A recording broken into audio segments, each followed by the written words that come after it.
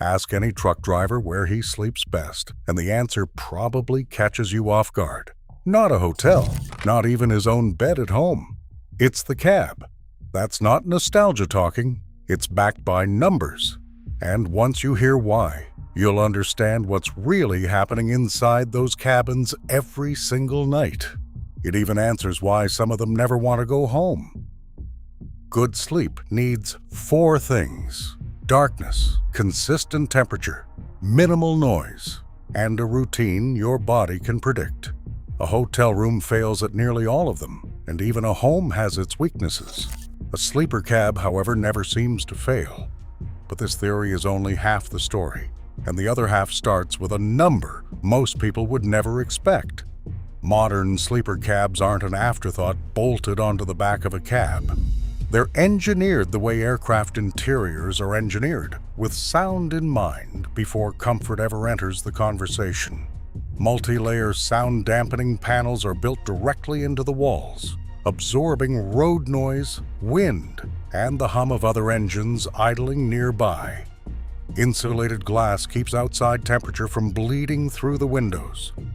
Independent climate control means the driver sets one temperature and it holds there all night, without the engine running and without a single degree of drift, whether it's -20 outside or over 100.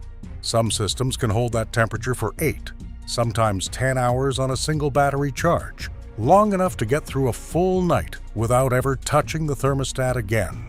None of this happens by accident.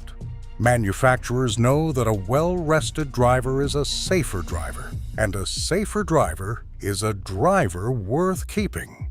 So the sleeping compartment gets the same obsessive engineering attention as the transmission or the brakes.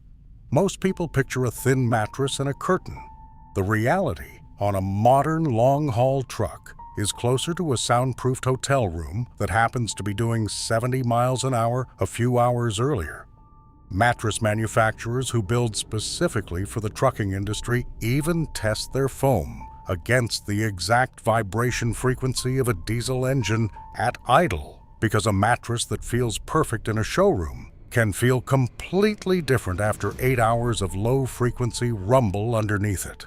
Some manufacturers go a step further and test the same mattress against road vibration at highway speed, because a truck doesn't just sit still all night. It gets parked, driven, parked again, and the foam has to hold its shape through all of it without breaking down the way a normal mattress would in half the time. Here's something else almost nobody considers, and it might be the biggest factor of all: routine. A driver who's been on the road for years follows the same sequence every single night, in almost the exact same order.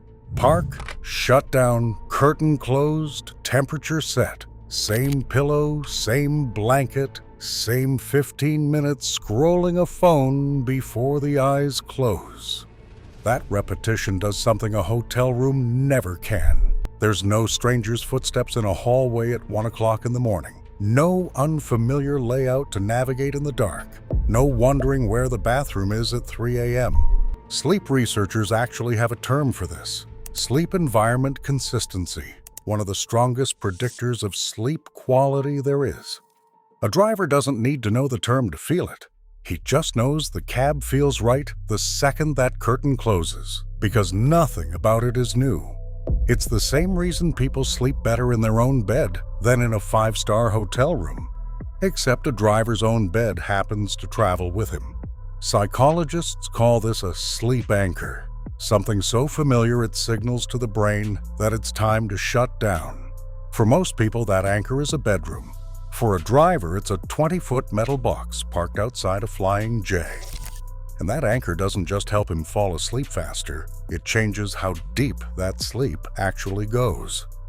A body that recognizes its surroundings spends less energy staying alert to them, which means more time in the deeper stages of sleep, where actual physical recovery happens. Some drivers who track their own sleep with a cheap wrist monitor say they fall asleep in under 10 minutes in the cab, less than half the time it takes them most nights at home, in a bed that never moves and never has to. But there's one part of this that seems to break every rule in the book. You'd think a lot full of idling diesel engines would be the worst possible place to fall asleep. And for new drivers, it usually is. But experienced drivers describe something almost the opposite.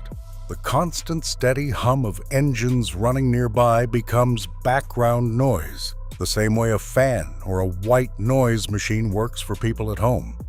It's not silence that helps sleep, it's consistency of sound. And a truck stop at night delivers exactly that, hour after hour, without variation. Combine that with blackout curtains, sealing off every trace of light, and the sleeper compartment becomes something closer to a sensory deprivation chamber than a parking lot bunk. No streetlights bleeding through blinds, no hallway noise, no neighbor's television through the wall. Just steady sound, total darkness, and a bed that doesn't change. It sounds almost too simple to matter, but drivers who've done both will tell you the same thing without hesitation. A truck stop, once the curtain closes, is quieter than most hotel rooms they've ever paid for. New drivers usually need a few weeks before that clicks. Every engine sounds like it's about to stall. Every air brake sounds like something's wrong. But somewhere around the second or third week, the brain stops treating that noise as a threat and starts treating it as background. Veteran drivers sometimes say the opposite problem shows up later. Park them somewhere unusually quiet, and that's when they can't fall asleep. The silence feels wrong. The noise, somehow, had become the thing that told their body it was safe. Some drivers even admit they run a fan or a small space heater purely for the hum, long after the temperature is already exactly where they want it, because the sound has become as important as the heat ever was. And then there's the part almost nobody expects to hear about a truck cab.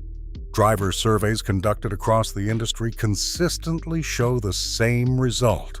A majority of long-haul drivers report sleeping better in their cab than in their own bed at home. Not marginally better, noticeably better. Fewer interruptions, faster time to fall asleep, fewer restless nights. Some of it comes down to the engineering, some of it comes down to routine, but a lot of it comes down to something simpler than either of those: control. In a hotel room, the driver is a guest. In the cab, he built the system himself, chose the mattress, adjusted the climate settings, hung the curtains exactly the way he wanted them. There's no front desk, no checkout time, no unfamiliar smell in the sheets. Just a space built entirely around one person's idea of a good night's sleep, refined night after night, until it stopped being a compromise and started being better than the alternative. And there's a financial side to that control most people never think about either. A driver who sleeps badly drives worse the next day, and a driver who drives worse burns more fuel, brakes harder, and takes longer on every run. Fleet data has shown that drivers who report good sleep consistently aug better fuel efficiency than drivers who don't, which means the cab isn't just where a driver rests, it's quietly part of how well the whole truck performs the next morning. So the next time you drive past a truck stop at midnight, rows of trailers parked in the dark, engines humming low and steady, understand what's actually happening behind those curtains. It's a driver who figured out, one night at a time, exactly what he needed to sleep well and built it into 40 square feet of steel. Most people spend their whole lives chasing a better mattress or a quieter bedroom without ever landing on the thing that actually works. Truck drivers just happen to find theirs first. It just came with a diesel engine attached.